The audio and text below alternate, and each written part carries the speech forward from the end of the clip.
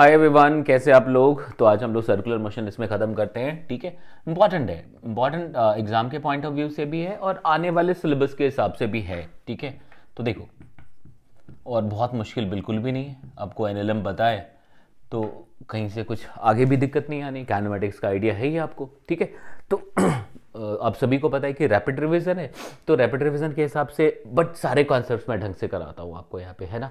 और आपको description box में लिंक भी मिल जाएगा, जो PYQ के जो इंपॉर्टेंट क्वेश्चन है प्रीवियस ईयर, जो रिसेंट ईयर्स के हैं वो भी दिया हुआ है, फिर उसका सोल्यूशन भी आपको मिलता है। ठीक है, तो अगर हम सर्कुलर मोशन की बात करते हैं, है ना, तो इसमें तो कोई डाउट नहीं है कि गोल गोल घूमेगा जी तो सर्कुलर मोशन हो जाएगा। इसमें क्या बड़ी बात है। ठीक है, अब इसमें क्या क्या होता है तो हम सिंपल तरीके से आपको समझा दें कि भाई अगर सर्कुलर मोशन है तो सबसे इंपॉर्टेंट चीज सबसे पहला क्या आएगा, एक रेडियस हो जाएगा। सब लिख दिया।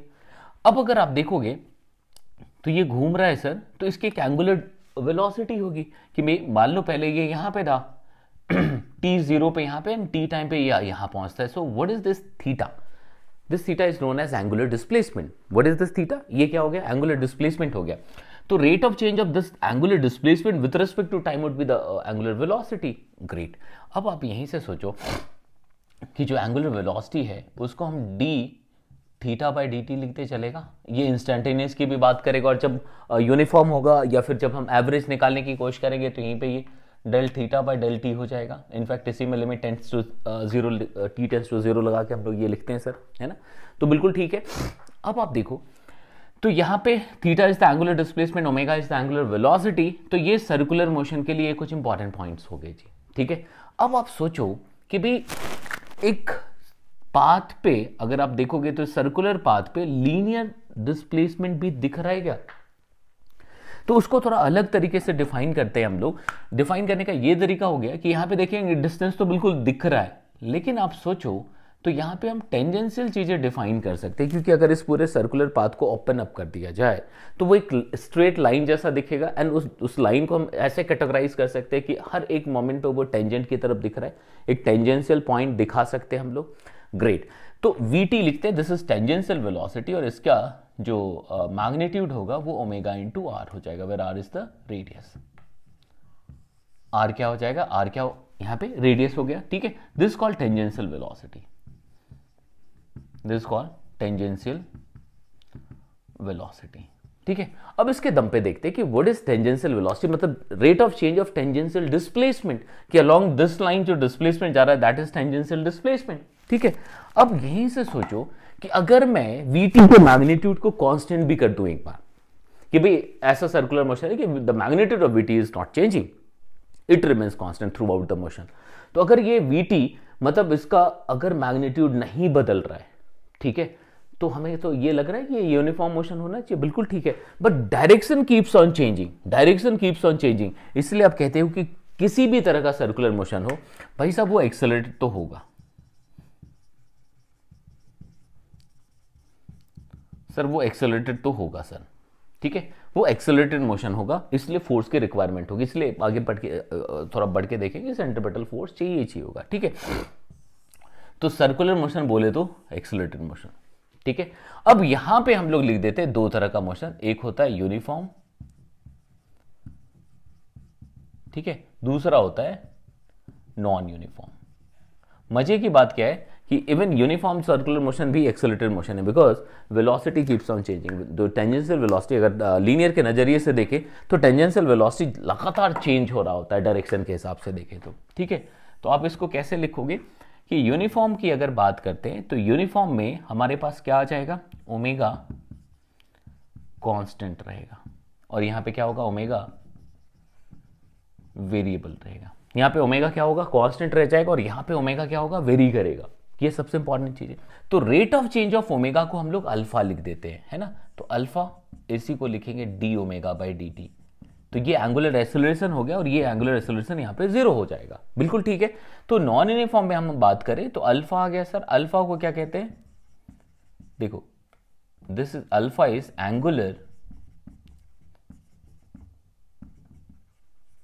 एक्सेलरेशन, ठीक है। तो अगर एंगुलर एक्सेलरेशन नॉन जीरो है तो वो नॉन यूनिफॉर्म हो जाएगा, अगर वो जीरो है तो यूनिफॉर्म सर्कुलर मोशन होगा। फिर भी ये भी एक्सेलरेटेड है, ये भी एक्सेलरेटेड है, क्योंकि वेलोसिटी का डायरेक्शन लगातार चेंज हो रहा था even in uniform circular motion. तो यहां तक मेरे ख्याल से बात है बिल्कुल ठीक है। ओमेगा वेरिएबल था, अल्फा लिख दिया सर। तो अब देखो यहां पे अगर हम देखें तो टेंजेंशियल वेलोसिटी का मैग्नीट्यूड, ठीक है, मैग्नीट्यूड नहीं चेंज हो रहा है, इसलिए इसको जीरो लिख दिया सर। यहां पे बिल्कुल लिख सकते, ठीक है। But dv by dt is non zero. मेरी बात समझ रहे? क्योंकि वेलोसिटी का डायरेक्शन लगातार चेंज हो रहा है, तो ये चेंज किसकी वजह से हो रहा है? तो यही सेंट्रीपिटल एक्सेलरेशन बोलते हैं। इसको क्या बोलते हैं? Centripetal acceleration. तो यहां पे ac होगा v² बाई r, ये ऑलवेज टुवर्ड्स द सेंटर होगा, ये ऑलवेज टुवर्ड्स द सेंटर लग रहा होगा, ठीक है। तो ये यूनिफॉर्म मोशन की कहानी होगी कि यहां पे ये जीरो हुआ, मतलब वेलोसिटी का मैग्नीट्यूड नहीं बदल रहा होगा, डायरेक्शन चेंज हो रहा होगा, इसलिए वी हैव सेंट्रीपिटल एक्सेलरेशन। तो whenever you have circular motion, ये तो पक्की बात है कि सेंटर के तरफ एक एक्सेलरेशन तो होगा ही होगा। लेकिन अगर हम यहां पे बात करें तो अल्फा होने का मतलब ये हो गया कि भाई ओमेगा चेंज हो रहा है। ओमेगा चेंज होने का मतलब ये हो गया कि भाई टेंजेंशियल वेलोसिटी का मैग्नीट्यूड भी चेंज होगा, and this is known as tangential acceleration. ये क्या हो जाएगा? अल्फा इंटू आर, ठीक है। तो यहां पे दोनों एक्सेलरेशन अवेलेबल है, टेंजेंशियल भी है और रेडियल भी है, सेंट्रीपिटल भी है। तो यहां अगर टोटल एक्सेलरेशन पूछा जाए तो आपको at² प्लस ac² लिखना पड़ेगा। at is the tangential acceleration and ac is the centripetal acceleration, ठीक है। तो ये बेसिक डिफरेंस हो गया दोनों में, किसमें? Uniform circular motion and non uniform circular motion. ये याद रहेगा, यूनिफॉर्म सर्कुलर मोशन के अंदर हमें क्या करना है? ओमेगा को कांस्टेंट रखना है, अल्फा जीरो हो जाना है, ठीक है। तो इससे पता लगता है कि भाई अच्छा हाँ, सेंटर जो हमारा टेंजेंशियल वेलोसिटी है उसका मैग्नीट्यूड नहीं बदलेगा, ठीक है। तो हमने नहीं बदला, but centripetal acceleration is there. वही अगर नॉन यूनिफॉर्म सर्कुलर मोशन था तो ओमेगा वेरिएबल था, तो अल्फा मिल गया, अल्फा को डी ओमेगा बाई dt लिख सकते हैं, ठीक है। तो ये भी नॉन जीरो हो गया। तो ये हमने क्यों लिखा? क्योंकि दोनों 90 डिग्री पे होगा, इसलिए जो टोटल अगर हम देखें कि नॉन यूनिफॉर्म की अगर बात करते हैं तो देखना कि यहाँ पे ये लिख दिया आपने, तो ये टेंजेंशियल एक्सेलरेशन और ये क्या हो गया? Centripetal acceleration. तो दोनों ऑलवेज 90 डिग्री पे होगा, इसलिए नेट एक्सेलरेशन को हम at² प्लस ac² लिख सकते हैं। तो इस बात का ऑलवेज ख्याल रखना है, ठीक है, कि अगर सिर्फ एक्सेलरेशन वर्ड लिखा गया इट मींस कि आपसे टोटल एक्सेलरेशन पूछा जा रहा है ना, या फिर वो स्पेसिफाई करेंगे कि भाई कौन सा चाहिए, सेंट्रीपिटल चाहिए कि भाई टेंजेंशियल चाहिए, ठीक है। तो यहां तक मेरे ख्याल से बातें समझ आई, कोई दिक्कत होनी नहीं चाहिए। ग्रेट। अब यहां से देखो, क्योंकि इसको हम रोटेशन में भी, रोटेशनल मोशन में भी यूज करेंगे, इसलिए पढ़ लेना ज्यादा सही होगा, ठीक है। तो अब अगर आप देखोगे तो फॉर्मूला दिमाग में रखने के हिसाब से क्या हुआ कि अगर हम सर्कुलर मोशन की बात कर रहे हैं, ठीक है, तो इसमें क्या हुआ सर? दो तरह के हो गए, एक तो यूनिफॉर्म हो गया और एक नॉन यूनिफॉर्म हो गया, ठीक है। यहां तक बातें समझ आ रही है। अब आपको क्या याद रखना है कि यूनिफॉर्म में कोई पंगा नहीं है। अगर हम यूनिफॉर्म की बात करते हैं तो यूनिफॉर्म में कोई भी पंगा नहीं है कि ओमेगा कांस्टेंट हो गया सर, तो इसको सीधा सीधा del theta by delta t भी लिख सकते हैं, रेडियन पर सेकेंड पे जाएंगे आप। अल्फा जीरो है sir, tangential velocity omega into r है, कोई दिक्कत नहीं है सर, लिख सकते हैं। तो यहां पे भी हम ऐसा लिख सकते हैं। बट नॉन यूनिफॉर्म में जब जाएंगे तब दो चीजें आएंगी, एक तो कांस्टेंट अल्फा और एक वेरिएबल अल्फा, याद रहेगा। तो यहां पे आप देख लो कि अगर हम यूनिफॉर्म सर्कुलर की बात करें, इतना सा फॉर्मूला दिमाग में रखना है, ठीक है। यूनिफॉर्म की बात कर रहे हैं तो हमारे पास एक ही acceleration, that is centripetal acceleration, वो ऑलवेज सेंटर की तरफ रहेगा और इसका मैग्नीट्यूड क्या हो जाएगा? v² by r, and this is your tangential velocity, ठीक है। लेकिन अब यहां पे देखें कांस्टेंट अल्फा, कांस्टेंट अल्फा है, मतलब अल्फा को हमने डी ओमेगा बाई dt लिख दिया और ये कांस्टेंट रहता है। तो यहां पे टेंजेंशियल एक्सेलरेशन भी आ जाएगा अल्फा इंटू आर, ये भी कांस्टेंट रह जाएगा मैग्नीट्यूड के टर्म्स में, ठीक है। तो अब अगर आप यहां पे देखो कि whenever we have constant alpha, तब हम तीन इक्वेशंस यूज कर सकते हैं। Theta equals to omega naught t plus half alpha t square, ये आपको लीनियर मोशन की याद दिलाएगा, ठीक है। Angular displacement, initial angular velocity, angular acceleration, ठीक है। फिर आप फाइनल एंगुलर वेलोसिटी को इनिशियल प्लस अल्फा टी लिख सकते हैं, या फिर ये आपको बिल्कुल याद रहेगा, इसमें कोई डाउट ही नहीं है। मतलब क्या हो गया, जैसे वहां पे लीनियर डिस्प्लेसमेंट लिखते थे आप, यहां पे हमने एंगुलर डिस्प्लेसमेंट लिखा है। जैसे वहां लीनियर एक्सेलरेशन था, यहाँ पे एंगुलर एक्सेलरेशन लिखा है। टाइम के लिए एंगुलर और लीनियर नहीं होगा, ठीक है। तो ये बातें समझ आ गई। तो लीनियर की अगर हम बात करते हैं तो ये कुछ पॉइंट्स है जो हमें दिमाग में रखने हैं, ठीक है। यूनिफॉर्म, अगर हम यूनिफॉर्म में sorry non uniform circular motion में कांस्टेंट अल्फा की बात करते हैं तो ये कुछ बातें हैं। बट यहाँ पे देखो ये AT हो जाएगा और ये AC हो जाएगा, और ये वेरिएबल होगा क्योंकि AT के वजह से V चेंज हो रहा है और लगातार AC भी चेंज हो रहा होगा, ठीक है। तो यहाँ पे अगर नेट एक्सेलरेशन चाहिए तो वो ऐसा लिखेंगे आप, √AT² प्लस AC², ठीक है। तो ये हो गया तुम्हारा कांस्टेंट एंगुलर एक्सेलरेशन होगा, तो ये कहानी होगी। और ये तीन चीजें आप जहन में रखोगे, ठीक है। ये तीन इक्वेशंस है जो S = UT + ½ AT², V = U + AT, V² = U² + 2S जैसा आया है। लेकिन जब हम वेरिएबल एक्सेलरेशन की बात करते हैं तब हम क्या लिखेंगे, सीधे सीधे अच्छा अल्फा, ये क्या हो जाएगा dω/dt, ठीक है। इसमें से किसी का आप इस्तेमाल कर सकते हैं अकॉर्डिंग टू रिक्वायरमेंट, कैलकुलस का इस्तेमाल करना पड़ेगा यहां पे, है ना, ठीक है। कहीं से कोई दिक्कत नहीं, बाकी सब कुछ ऐसा, बस ये तीन यूज नहीं कर पाएंगे आप यहां से चलोगे, ठीक है। बाकी सब कुछ ऐसा ही रहेगा। यहां पे क्या होगा, AT भी बदल रहा होगा, है ना, क्योंकि वो वेरिएबल है। AC तो बदल ही रहा होगा। यहां पे भी किसी मोमेंट पे टोटल एक्सेलरेशन ऐसे निकाला जा सकता है। तो इतनी सी कहानी है कि भाई टाइप्स ऑफ सर्कुलर मोशन, और उसमें काइनेमेटिक्स की बात करें, ठीक है, तो उसमें ये कुछ पॉइंट्स थे। तो यहां से कहीं से कोई दिक्कत होनी नहीं चाहिए, ये माइंड में रहेगा तो काम हो जाएगा। ये कब, अब इसमें से भी सिंपल सवाल पूछे गए, अभी इसके बाद PYQ करोगे तो आपको पता लग जाएगा, ठीक है। तो मुझे लगता नहीं कि यहां तक कोई भी दिक्कत होनी चाहिए किसी भी बच्चे को। ग्रेट।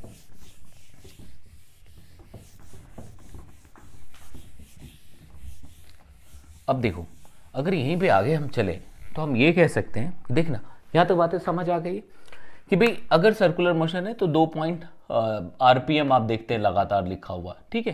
तो वो फ्रीक्वेंसी एंड टाइम पीरियड। तो अब देखो एक बार पूरा चक्कर लगा के आगे तो हम कहते हैं कि एक रिवोल्यूशन कंप्लीट हुआ।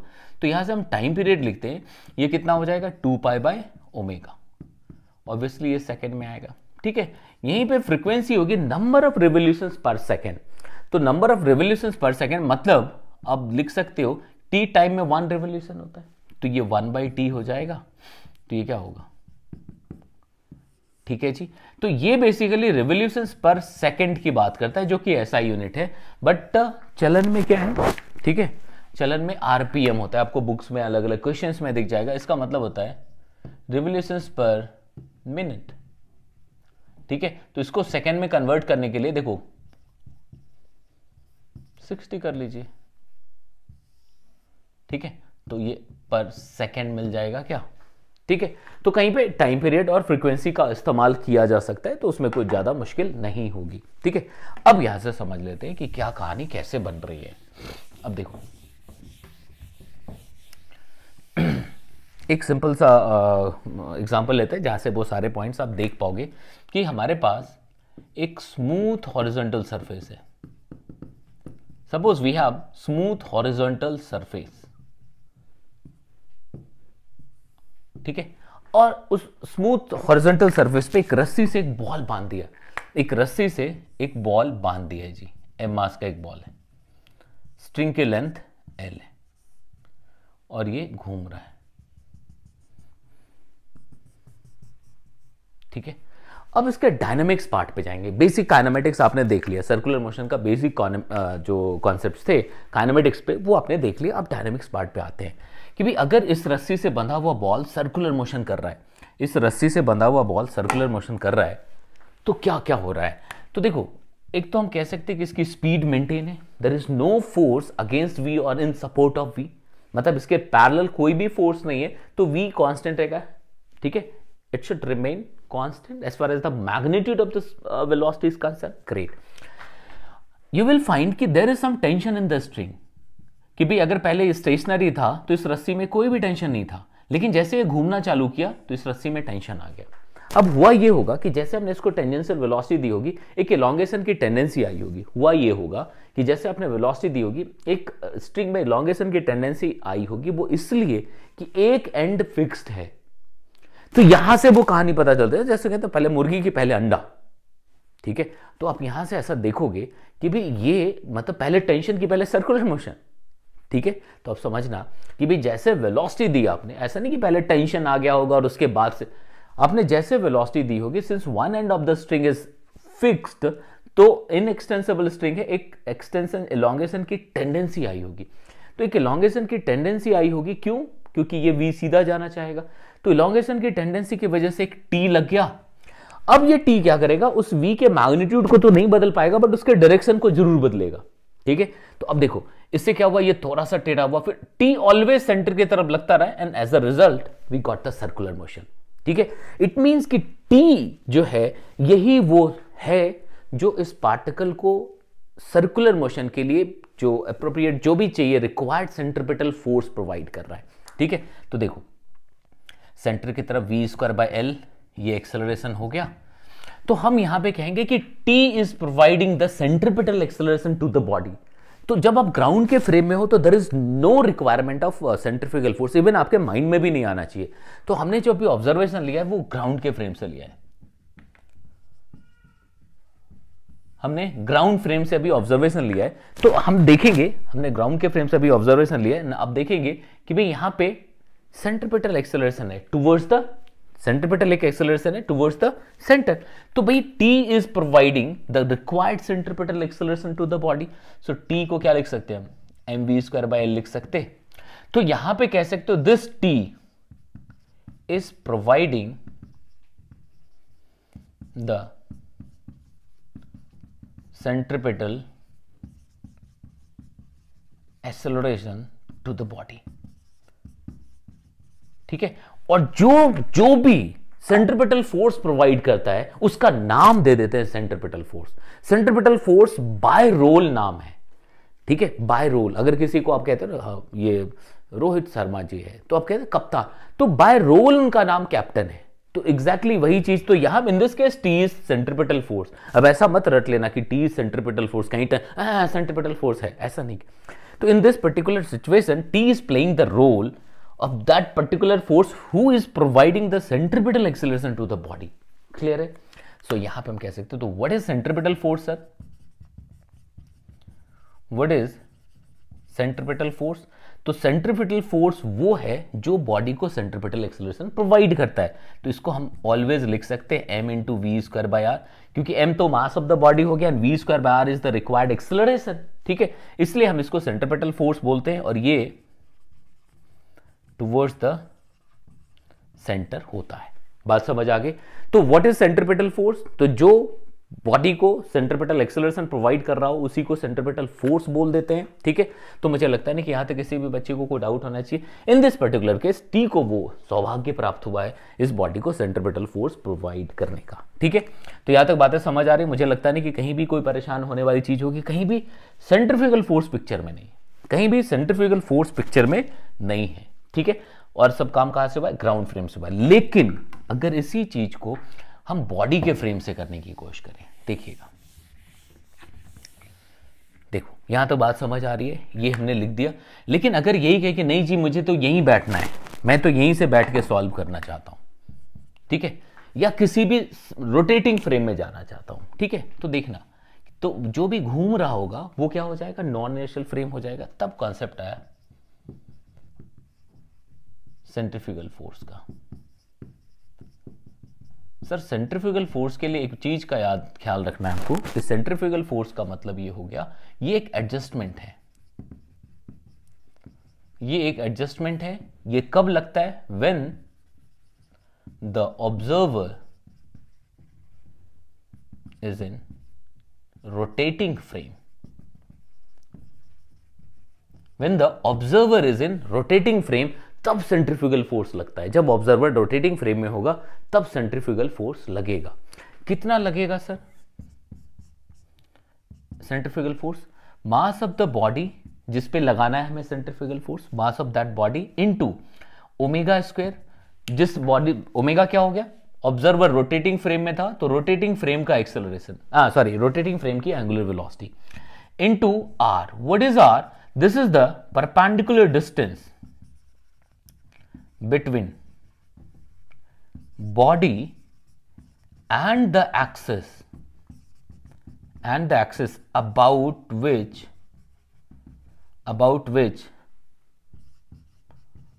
observer is rotating, about which observer is rotating, वो उस एक्सिस और उस पार्टिकल के बीच का डिस्टेंस है, ठीक है, जिस एक्सिस से के अबाउट फ्रेम घूम रहा है और जिस पार्टिकल पे तुम्हें सेंट्रीफ्यूगल फोर्स लगाना है, ठीक है।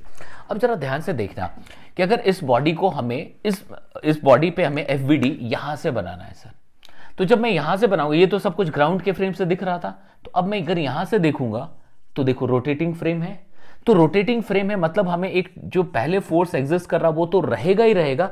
Now we need to apply that centrifugal force also, ठीक है। देखो ये फास्ट रिवीजन है, इसमें सारे कॉन्सेप्ट मैं ले रहा हूं बट फास्ट तरीके से, डिटेल कोर्स भी आएगा जिसमें हर एक चीज, यही चीज तो मैं हाफ एन आवर में समझाया जाएगा, ठीक है। तो इस बात का ख्याल रखिएगा, मतलब जो 2024 वाले स्टूडेंट्स हैं वो थोड़ा सा संभल के, है ना।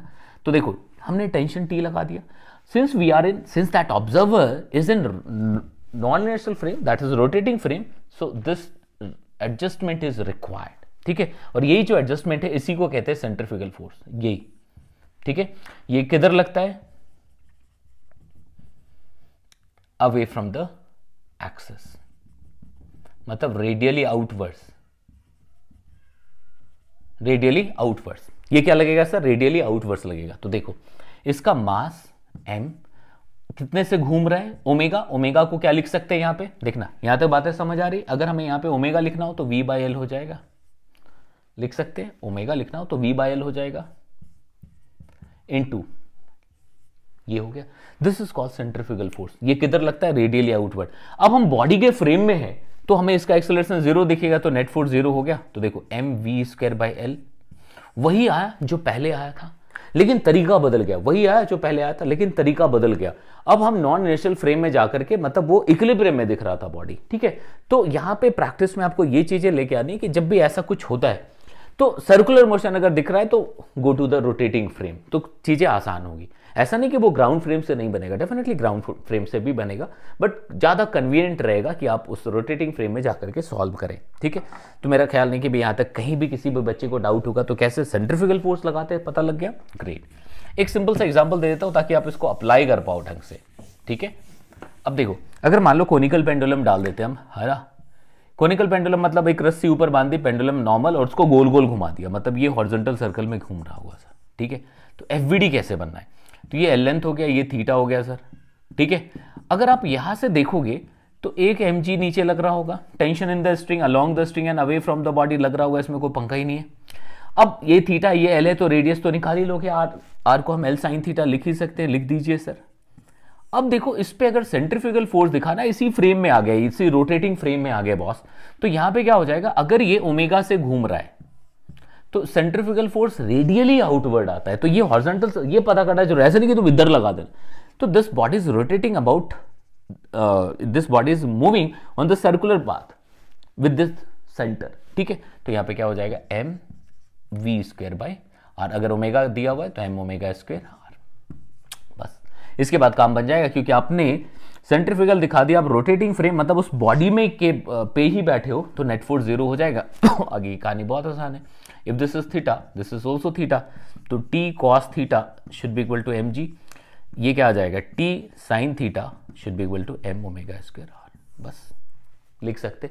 तो सेंट्रीफ्यूगल फोर्स कैसे लिखना है ये पता चल गया।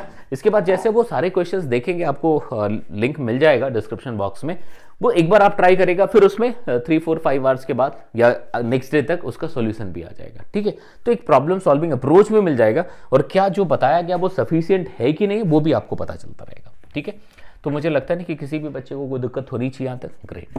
अब इसका एक example, banking of road and body the car on the circular path, ऐसा देख लेते हैं सर। अब देखो आपको एक टॉप व्यू दिख रहा है सपोज, ठीक है। आपको टॉप व्यू दिख रहा है सर्कुलर पाथ का, रोड है, सर्कुलर रोड बना हुआ है, ठीक है, और एक गाड़ी है उसमें जा रही है, ऐसा सोचो। तो टॉप व्यू देख रहे हैं और इसके पास वेलोसिटी है, तो तुम तुरंत कहोगे भैया जी ये तो क्या हो गया, इसमें v जा रहा है, तो भाई ये सर्कुलर मोशन कर रहा है तो एक सेंट्रीपिटल फोर्स तो चाहिए ना जो इसको ये सेंट्रीपिटल एक्सेलरेशन प्रोवाइड करे। और अगर हम बॉडी के फ्रेम में चले जाए तो इस सेंट्रीफ्यूगल फोर्स को बैलेंस करने के लिए कोई तो फोर्स चाहिए। तो आप देखेंगे यहां पे कि वो फोर्स कोई और नहीं, फ्रिक्शनल फोर्स है। तो अगर हम यहां पे टर्न पे जाते हैं, जो फ्लैट रोड है, मतलब अगर इसको हम ऐसा देखें, इसी का आप साइड व्यू देखोगे तो ट्रक ऐसा दिखेगा, इसका रियर ये, तो यही जो दिख रहा था, मतलब ये टॉप व्यू था, ये यहां से रियर व्यू दिखा रहा हूं मैं। तो this is centrifugal force and this would be the frictional force. अब अगर हम यहां पे देखें, दिस इज सेंट्रीफ्यूगल फोर्स और this would be the frictional force, तो यहां पे हम इसको F मैक्स लिखते हैं तो mv मैक्स हो जाएगा। इससे ज्यादा वेलोसिटी रखोगे तो ये बाहर स्किड कर जाएगा, ठीक है। तो फ्लैट सरफेस पे हम म्यू इंटू एन लिखते हैं। यहां पे टॉपलिंग कंसीडर नहीं कर रहे हैं, इसकी हाइट कम है, टॉपल नहीं करने दें, ये हम मान के चल रहे हैं कि टॉपल नहीं कर रहा है बॉडी। रोटेशनल में हम टॉपलिंग का केस भी देख लेंगे कि क्या पहले F मैक्स पहले पहुंचने से पहले ही वो टॉपल तो नहीं कर जाए, ठीक है। तो अब देखोगे mu into n should be equal to m, अब देखो यही क्या आ जाएगा, mu m g should be equal to m, m cancel हो गया तो वीएम कितना आ गया। मतलब अगर हमारे पास फ्लैट रोड है तो फ्लैट रोड पे इतनी मैक्सिमम वेलोसिटी से तुम बॉडी को घुमा सकते हो या किसी कार को चला सकते हो बिना स्किड किए। इसे कम रखोगे कोई परेशानी नहीं, ठीक है। तो ये ख्याल रखना, ये जब सर्कुलर ट्रैक होगा but flat road, there is no banking in the road, there is no banking in the road, then this would be the result, ठीक है सर, बहुत बढ़िया। लेकिन अगर यहीं पे उस रोड को थोड़ा टेढ़ा कर, now engineering comes into the action, ठीक है, कि भी फिजिक्स पे के बेसिस पे अकॉर्डिंग टू रिक्वायरमेंट पहले यही कहा था सर, यही था। अब इसको हमने क्या किया, थोड़ा टेढ़ा कर दिया, this is called banking, banked road, तो इसको हमने ऐसा कर दिया टेढ़ा, ठीक है। तो यहां पे ये कार ऐसा हो जाएगा सर। अब मैंने पहला केस रखा कि भी स्मूथ रखा,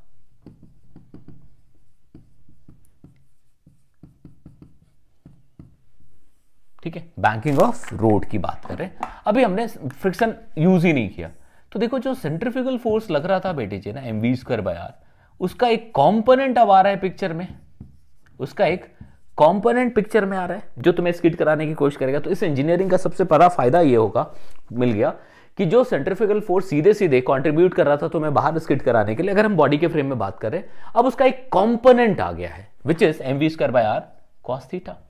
एंड पहले जो mg कुछ भी नहीं कर पा रहा था डायरेक्टली, उसका एक कंपोनेंट आ गया जो डायरेक्ट फाइट कर रहा है, ठीक है, mg sin थीटा। मेरी बात समझ रहे? तो अब अगर मैं बिना फ्रिक्शन को यूज किए भी, अगर मैं बिना फ्रिक्शन को यूज किए भी देखता हूं, वो अलग बात है कि बिना फ्रिक्शन के वो चल कैसे रहा होगा, एक्सेलरेशन कैसे होगा, वो डिफरेंट चीज है। क्या है, विथ गिवन इंफॉर्मेशन ओनली हम चीजों को प्रोसेस कर रहे हैं। So mg sin theta it should be equal to mv²/r cos theta. So if we are not using, देखो यहां पे क्या आ जाएगा सर, v², तो v² इक्वल्स टू, लिख सकते, if we are not using the friction on this banked road, this velocity is required। इससे ज्यादा रखोगे तो बाहर स्किड होगा, कम रखोगे तो नीचे स्लाइड करेगा, ठीक है। तो आप यहां से लिख सकते हैं v equals to √rg tan theta, ठीक है। तो हमने ये बैंक्ड रोड में without using friction, without using friction हमने ये काम कर लिया। तो बिना फ्रिक्शन को यूज किए अगर आप लिखोगे सो ये रिजल्ट आएगा। बहुत सिंपल, मैंने डिराइव इसलिए किया कि आपका हार्ड डिस्क एकदम सिर्फ फॉर्मूला रटने में नहीं बढ़ना चाहिए, 10-10 सेकंड का मामला है। अगर आपको बेसिक्स पता है इमीडिएटली लिखते चले जाओगे, ठीक है। लेकिन जब हम फ्रिक्शन यूज करेंगे तो क्या होगा, डेफिनेटली ये रेंज बढ़ेगी। जो अभी v ये है, इससे ना ज्यादा ना कम, वो डेफिनेटली बहुत बढ़ जाएगा, ठीक है। तो यहां तक बातें समझ आ रही, मुझे नहीं लगता कि कोई दिक्कत होनी चाहिए। ग्रेट। अब देखो सर, अगर मैं कहूँ अगर मैं कहूँ कि नहीं यूज करना है हमें फ्रिक्शन, अब क्या हो जाएगा सर कि अब देखो ये तो mv²/r लग रहा है, ठीक है, ये mg लग रहा है, अब एक नॉर्मल भी लग गया, नॉर्मल पहले भी लग रहा था। अब हमारे पास क्या है, ये ऊपर स्किड करने की कोशिश करेगा because of this component of the centrifugal force, तो एक f मैक्स आ जाएगा इधर, अगर मैं इस v वो मैक्स करना चाहता हूं, ठीक है। ये क्यों लिखा सर, ये क्यों लिखा, इसलिए लिखा कि भाई अगर मैं v को पहले जो कैलकुलेट किया हुआ v था उससे बढ़ाता हूं तो बाहर स्किड करने की टेंडेंसी बढ़ती गई, नीचे फ्रिक्शन बढ़ता गया। जब नीचे f मैक्स हो गया तब हम कह सकते कि इसके कॉरस्पॉन्डिंग जो v मैक्स था वही मैक्स है, उससे ज्यादा वेलोसिटी रखोगे तो ये बाहर स्किड कर जाएगा। तो यहाँ तक बातें समझ आ रही, मुझे लगता नहीं कि कोई दिक्कत होनी चाहिए। ग्रेट। अब अगर हम यहाँ पे देखें सर ये एन है, एम जी, ये सब कुछ है, अब ये हमने लिख दिया, अब सेंट्रीफ्यूगल लगा दिया, मतलब बॉडी इक्विलिब्रियम में है, इसमें कोई दिक्कत ही नहीं है। If this angle is theta, तो ये भी थीटा हो जाएगा सर। अब देखो मैं डिराइव इसलिए कर दे रहा हूँ ताकि आपको आइडिया रहे कि कैसे लिख रहे हैं। अब आप यहां से देखो तो ये n, if this is theta, this is also theta, n cos theta, n sin theta लिख सकते। अब f max की बात करें तो f max sin थीटा, इधर क्या आ जाएगा f max cos थीटा, बस। अब देखो इक्वेशंस के नाम पे क्या क्या लिखेंगे आप देखो n cos theta should be equal to mg plus f max को क्या लिख सकते हैं हम, म्यू n sin थीटा, एक इक्वेशन ये है। और एक्स एक्सिस पे देखिए तो हमारे पास क्या है, f cos थीटा, मतलब mu n cos theta plus n sin theta should be equal to m v square by r, v रहने देता हूं, मैक्स से अंडरस्टूड है। अब देखो यहां से n की वैल्यू लिख सकते हैं क्या, n की वैल्यू बहुत आराम से लिख सकते हैं, it would be m g upon cos theta minus mu sine theta. इसकी वैल्यू पुट कर दो सर यहाँ पे, n बाहर आ जाएगा तो एम जी अपॉन, देखो cos theta minus mu sine theta, ये हमने लिख दिया किसका, n की वैल्यू लिख दी, ठीक है। ये क्या हो जाएगा, mu cos theta plus sine theta, बस M V square by R, done. M cancel हो गया सर। अब अगर आप यहां पे देखोगे तो आप लिख सकते this v can be written as r g, ये r इंटू जी आ गया। अब यहां पे cos थीटा से डिवाइड कर दो सर, cos थीटा से डिवाइड कर देंगे तो क्या हो जाएगा, mu plus tan theta upon, यहां पे क्या आ जाएगा 1 minus mu tan theta power 1/2, ठीक है।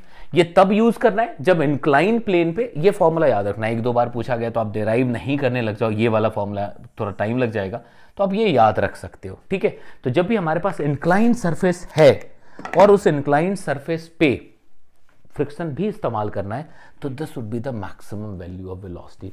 इससे ज्यादा करेंगे तो बाहर स्किड करेंगे, ठीक है। तो इतना सा काम था सर्कुलर मोशन की। अगर बात करते हैं तो जेई मेन के लिए इससे ज्यादा एक तिनका का भी कॉन्सेप्ट यूज नहीं होना है सर, है ना। अभी आपको डिस्क्रिप्शन बॉक्स में वो लिंक मिल जाएगा जो रिसेंट ईयर्स के PYQs है सर्कुलर मोशन पे, आप एक बार ट्राई करिए। विद इन 10 आवर्स मान लो, उसका सोल्यूशन भी मैं अपलोड करके उसका लिंक भी वहीं पे डाल दूंगा, ठीक है। प्रैक्टिस बहुत जरूरी है, आपसे बनना चाहिए तभी आपका सिलेबस हुआ, ये मानना पड़ेगा आपको, ठीक है। तो जेई मेन के लिए इतनी सी चीजें थी। एडवांस के अलग सीरीज शुरू हो रही है, तो अभी मेरे ख्याल से किसी को अभी उसकी जरूरत होगी नहीं, एटलीस्ट जब तक मेन ना हो जाए, लेकिन वो जल्दी शुरू हो जाएगा सर, ठीक है। चलिए फिर देख लीजिएगा, आप अगर कुछ सजेस्ट करना चाहते हैं कमेंट जरूर करें।